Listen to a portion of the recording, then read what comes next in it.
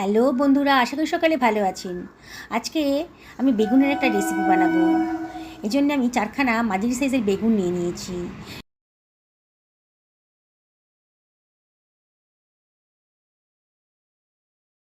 বেগুনের মাঝ বরাবর আমি কেটে নিলাম।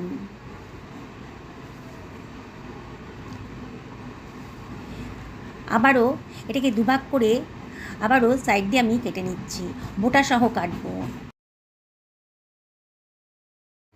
একটা বেগুনকে আমি 4 ভাগ করে কেটে নিলাম, বোটা সহই কাটলাম।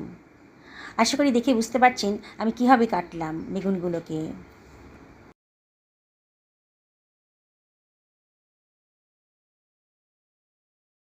সমস্ত বেগুনগুলোকে আমি একইভাবে কেটে নিলাম।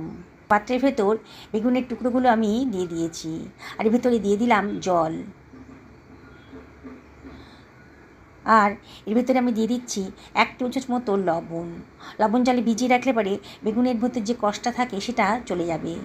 রেসিপিটা খুবই টেস্টি হবে। লবণ জলে ভিজিয়ে রাখলাম। আমি এখানে 4খানা পেঁয়াজ নিয়ে নিয়েছি, মাঝারি সাইজের পেঁয়াজ। এই রান্নাতে পেঁয়াজের পরিমাণটা একটু বেশিই লাগবে।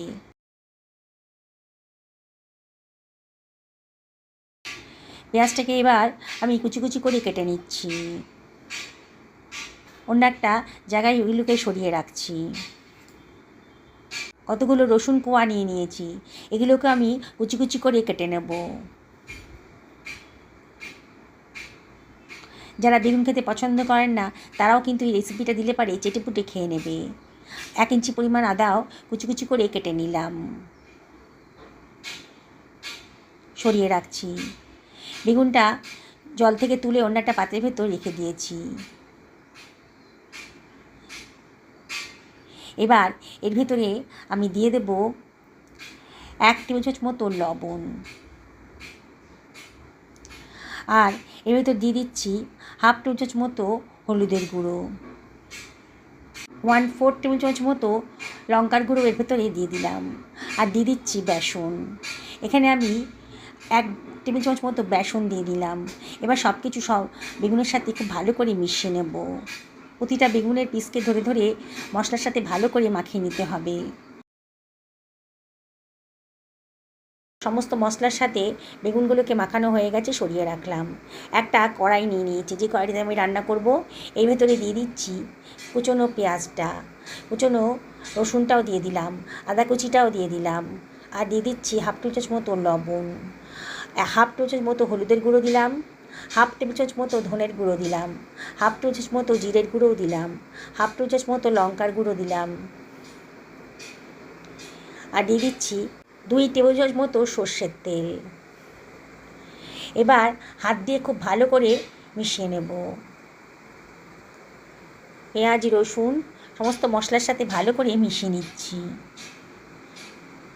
পেঁয়াজের গা থেকে কিন্তু জল বেরোতে শুরু করে দিয়েছে। মশলার ভিতরে মানে পেঁয়াজ রসুনের ভেতরে এই টমেটোগুলো আমি দিয়ে দিচ্ছি। একটু টকটক হবে খেতে, খুবই ভালো লাগবে। একেবারে নতুন ধরনের নতুন স্বাদের রেসিপি। খানিকটা ধনেপাতা কুচিও দিয়ে দিলাম। এবার এটাকে আমি গ্যাস ওভেনে বসিয়ে দেবো। কতগুলো চেরা কাঁচা লঙ্কাও দিয়ে দিলাম, দারুণ সুন্দর একটা ফ্লেভার আসবে। গ্যাস ওভেনে বসিয়ে দিয়েছি, গ্যাসটাকেও আমি জ্বালিয়ে দিলাম। আর এটাকে মিনিট 2 হাই ফ্লেমে রান্না করে নেব। 2 মিনিট বাদে একটু নাড়াচাড়া করে দিচ্ছি। অনবরত কিন্তু নাড়তে হবে। টমেটোর গা থেকে আর পেঁয়াজের গা থেকে যে জল বেরোবে তাতেই কিন্তু মশলাটা ভাজা হয়ে যাবে। এবার ঢাকা দিয়ে মিনিট 3 মিডিয়াম টু লো ফ্লেমে রান্না করে নেব। ঢাকা তুলে আবারও একটু নাড়াচাড়া করে দিচ্ছি। এবারে আমি এর ভেতরে দিয়ে দিচ্ছি 2 টেবিল চামচ মতো জল, যাতে পোড়া না লেগে যায়।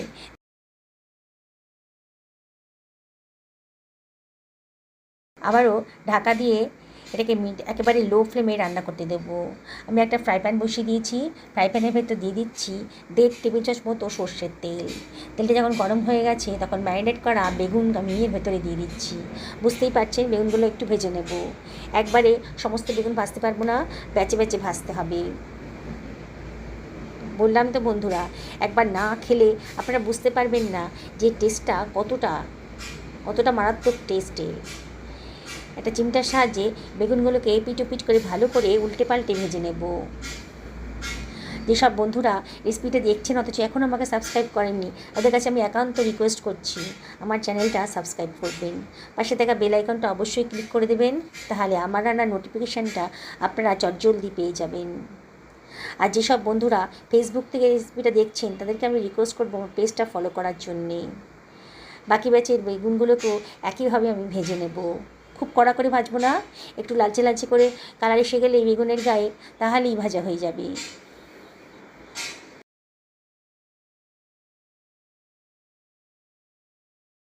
ঢাকা দিয়ে পেঁয়াজটা কষাতে দিয়েছিলাম, মিনিট 2 হয়ে গেছে, আবারও একটু নাড়াচাড়া করে দিচ্ছি ঢাকাটা খুলে। গ্যাসের ফ্লেমটা একেবারে লোতে করে দিয়েছি, আর এর ভেতরে আমি দিয়ে দিচ্ছি 4 টেবিল চামচ মতো টক দই। বাটিটা ধুয়ে অল্প জলও এর ভেতরে দিয়ে দেব, দিয়ে সব কিছু খুব ভালো করে মিশিয়ে নেব। 1 টেবিল চামচ মতো চিনি দিয়ে দিলাম, চিনিটা অপশনাল, তবে দিলে পরে কিন্তু দারুণ সুন্দর একটা টেস্ট আসবে। এবারে গ্রেভিটা যখন ফুটতে শুরু করেছে তখন আমি ভেজে রাখা বেগুনগুলোকে দিয়ে দিচ্ছি।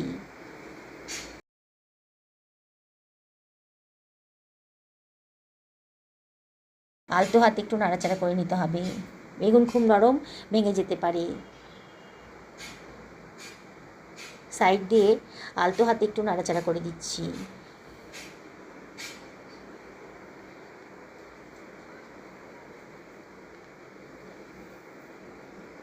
এবারে এর ভেতরে দিয়ে দিচ্ছি খানিকটা কসুরি মেথি, সুন্দর একটা গন্ধ বেরোবে। ঢাকা দিয়ে মিনিট 2 থেকে 3 রান্না করে নেব একবারে লো ফ্লেমে। 3 মিনিট বাদে আবারও আলতো হাতে একটু নাড়াচাড়া করে দিচ্ছি।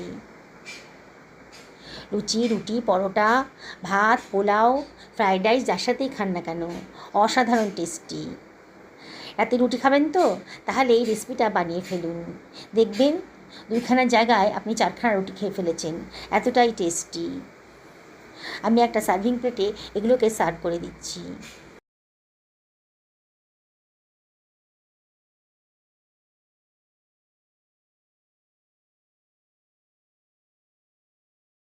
কালারটা দেখুন কতটা লোভনীয় হয়েছে। কি বানাতে ইচ্ছে করছে তো, তাহলে অবশ্যই একদিন বাড়িতে বানিয়ে ফেলুন। আমি দেখাচ্ছি, বেগুনটা একেবারে নরম হয়ে গেছে, এখনও ভীষণই গরম আছে, দেখুন একেবারে নরম তুলতুল করছে। আপনাদেরকে আবারও রিকোয়েস্ট করব একদিন বানিয়ে ফেলুন, পরিবারের সকলকে খাওয়ান, নিজেও খান, সুস্থ থাকুন, ভালো থাকুন, নমস্কার নেবেন।